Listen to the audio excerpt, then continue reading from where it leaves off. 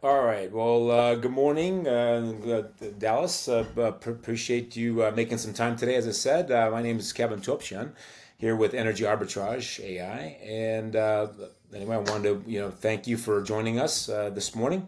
And let's start off with a brief introduction. So, Kevin Topdjian, I have been in the energy industry for almost 30 years. Most of my background has been in, I would say, in supplying energy, more of a commodity supplier, right? On from an energy standpoint. So I've been in a natural gas side. I've supplied electricity to customers and clients in my career. Most of my jobs have been in kind of a more the commercial aspect, right? Helping clients purchase energy, purchase it wiser, and have an ability to understand kind of where the energy markets have been over the years. But in my role here today, it's more about trying to find out how facilities managers are, what they're facing in today's energy environment with rising prices, et cetera, and what you're doing to face some of those issues there, specifically in higher education, right? So again, appreciate you making the time. Maybe you can also give me an introduction real quick. Sure. Well, thank you for having me on this. This is nice. And my name is Dallas Fossum, and yeah, I've been in the maintenance and reliability world for over 30 years as well.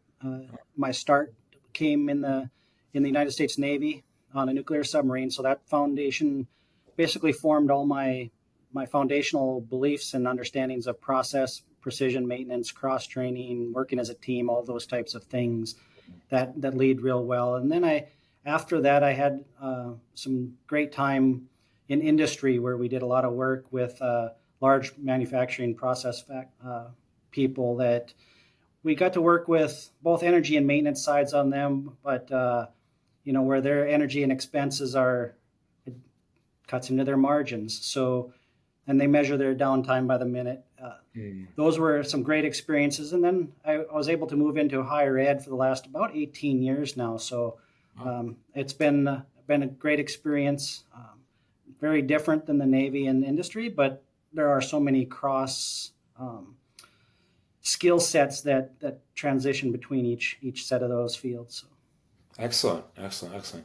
Well, that's great. Now, let me ask, in terms of campus operations, right? And how long have you been at Concordia? Let me ask that question first. I've been at Concordia College for about 6 years. Oh wow, okay, very good, Yeah. very good. And in your current role, I mean, how do you think about energy optimization? How does the campus look at that, on a day-to-day basis? Maybe you can share some things. So, like you mentioned before, the obviously price is a thing that's more and more challenging as we try to manage our budgets and so forth. We're a small private college, about 2,000 student enrollment.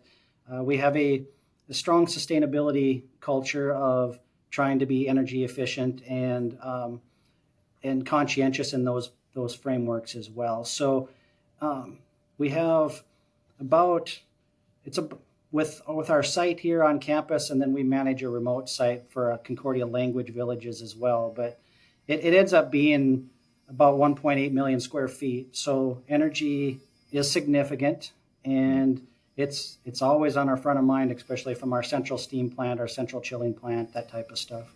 I see. Yeah. Now, what does give me kind of an example? What facilities decisions have you had to make in terms of because you said you have a strong sustainability culture. What have you done there, at the campus in terms of managing that, right? Managing energy increases and how you've mitigated, your energy use overall. Maybe you can give me one example, perhaps. Yeah. So basically, it comes in to play on pretty much any capital or construction project we're doing, as well as we're refreshing or having to replace things or build something new. We factor that in. So there's we balance in between. There's the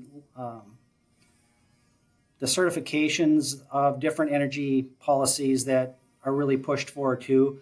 We really focus on the practical and the pragmatic things rather than chasing some of the points. We want to make sure we're actually adding value and saving energy from the type of roof we choose, the insulation we choose, the energy from the HVAC systems and the steam systems, those types of things.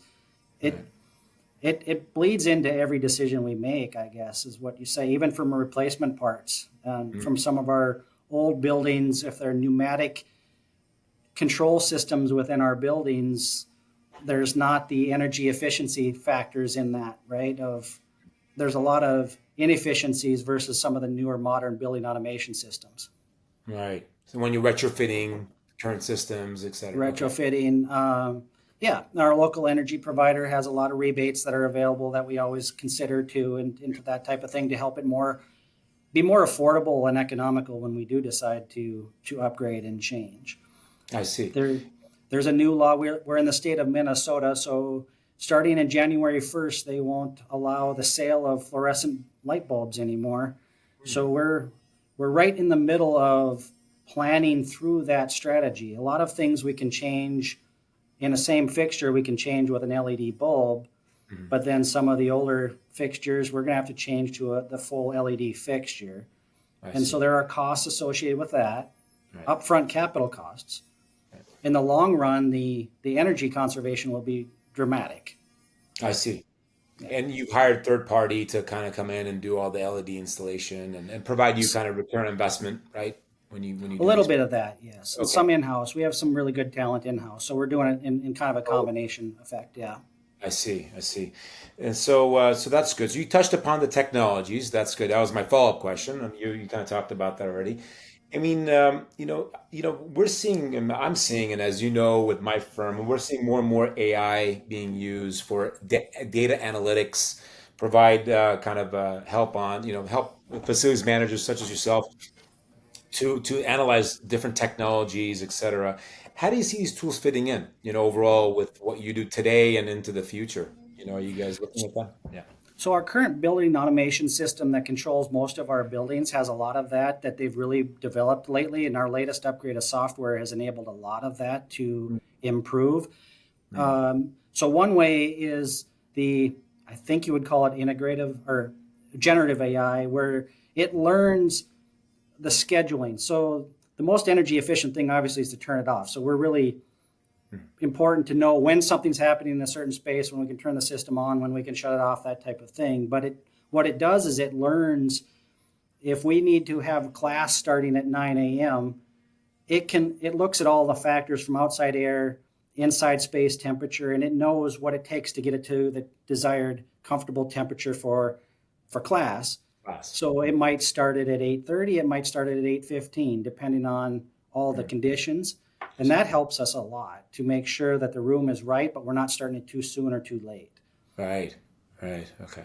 That's And another thing that it does is it really um, has a lot of built-in AI related to airflows and some of the other positions of valves and dampers and things like that, so that it can learn if it's an abnormal situation based on the other conditions, and it will generate alarms for us at a mm. much better pace than our old system did. It helps us find problems we didn't even know existed. That's great. That's great. That's using AI for kind of helping you, assisting you guys in kind of troubleshooting, right? Ahead of time, Exactly. right? Not reactive. I mean, you're not being reactive to these issues. You're actually being proactive. Right. That's very good. You talked about this earlier, but overall, I know energy costs as they've been increasing. And you have an energy supplier that's there.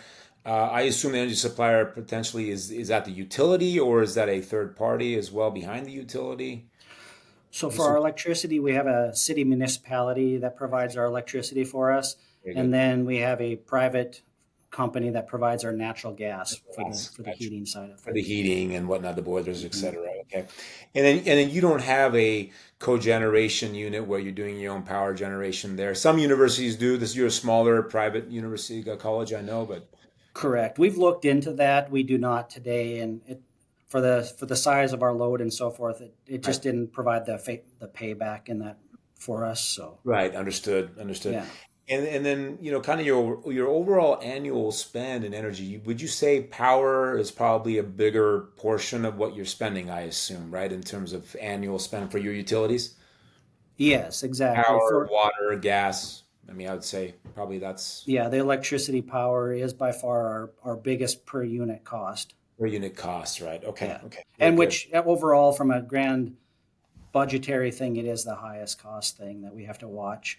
I see. Both from our, we have a pretty reasonable kilowatt rate, but our demand rate is pretty high. So I Mm, think that's going to be the biggest challenge with electricity nowadays is mm, the grid size and the demand, and how are we going to keep up with all of the data centers that are even being built locally here. Is mhm. our grid going to be able to withstand that, and what's that going to do with prices and demand prices?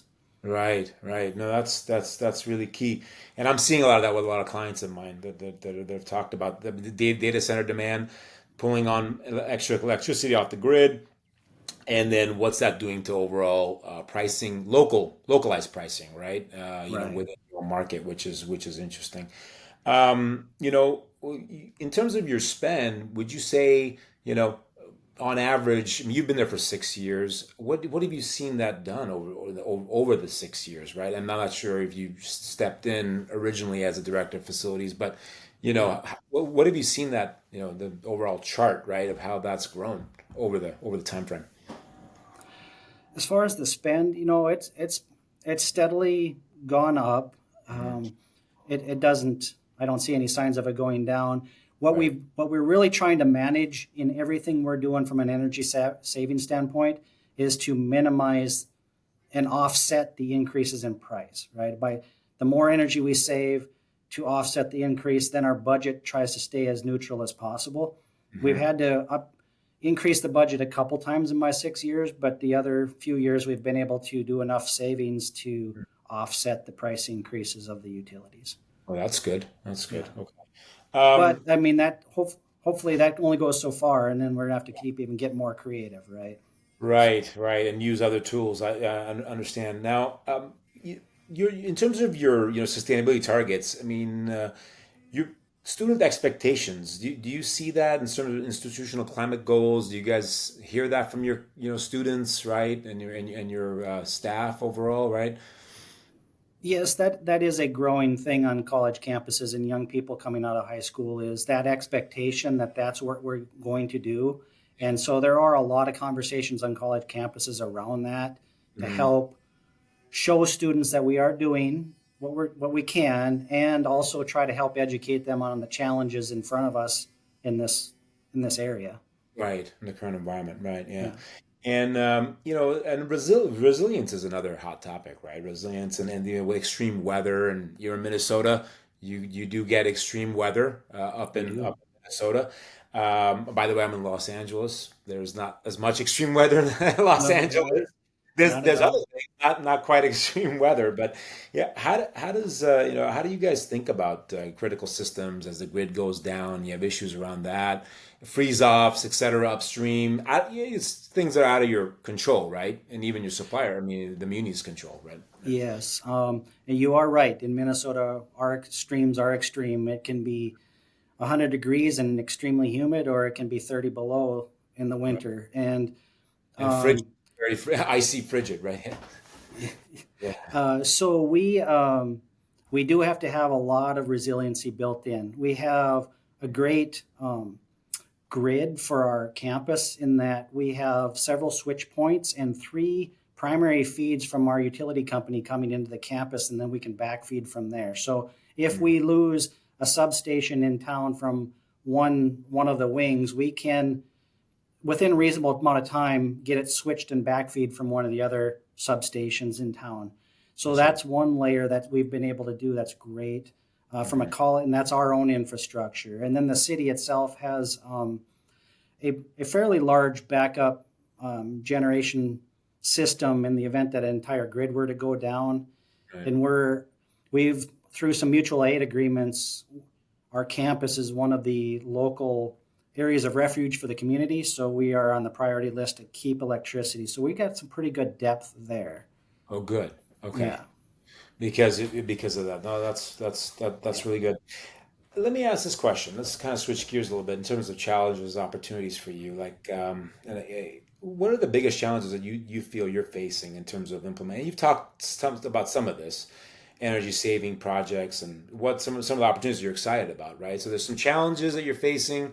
There's only so much you can do in terms of mitigating cost price increases, but what are you seeing in terms of implementing some of these projects there at the Concordia?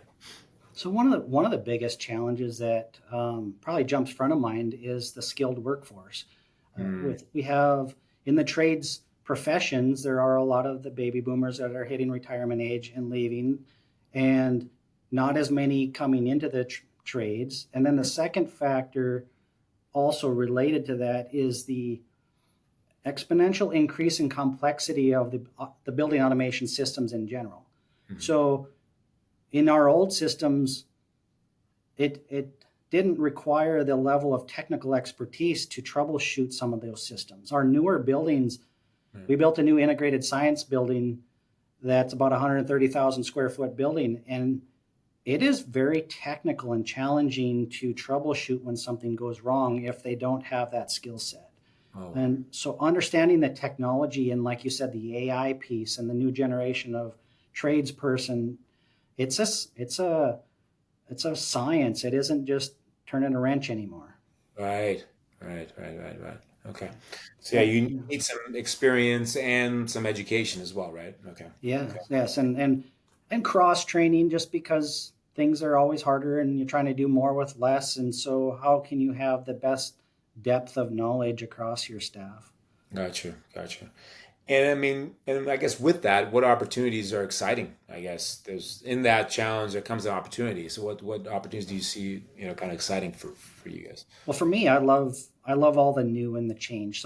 Change sometimes scares people, but it excites me and it kind of energizes me every day. So we're in the midst of we did some recent master planning and some big project type planning, and we're seeing some good student classes. So it's energizing to see all that type of stuff and the optimism every year.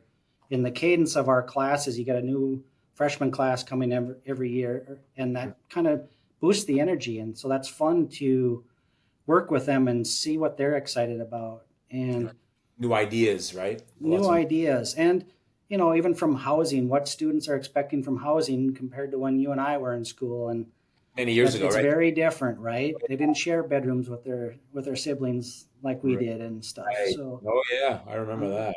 I remember that. I remember that.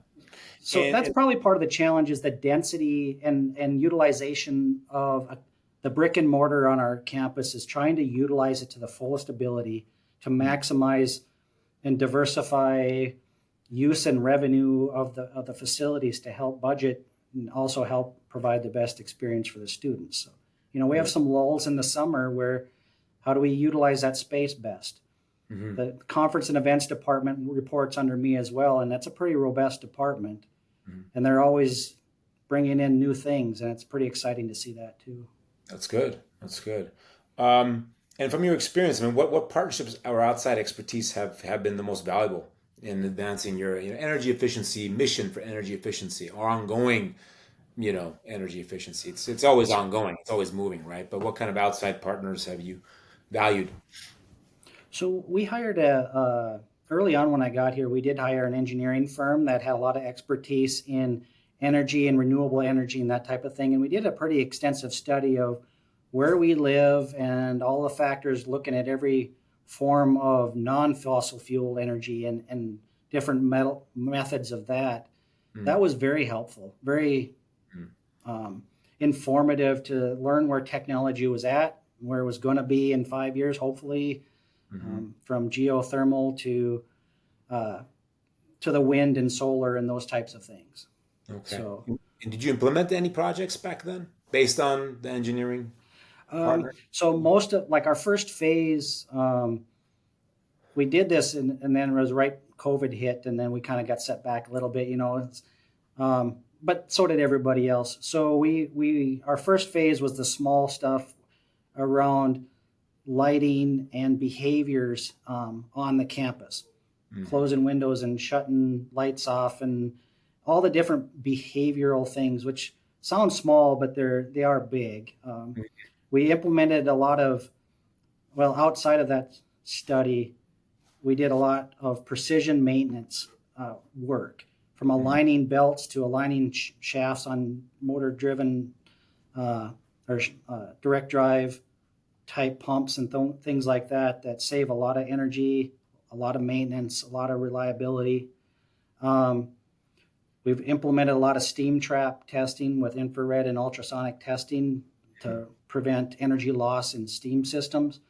Uh, it's gotten better from the first time we did it, and I've seen that historically. The first time you do it, you're going to find a lot of bad traps, and Mhm. then as you get going into there and you do it more frequently, Right.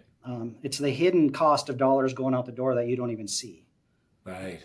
And the Right. same with air leaks. Compressed air is one of your most expensive utilities on a campus or a factory or anything like that. Mm. And so using ultrasonic testing to get a hold of your air leaks will save you a lot of money as well. Mhm. Unnecessary heating or cooling, both. No, just energy. Well, they'll save you with the electricity costs and those types of things. But Ah, I yeah, see. I see. just I see.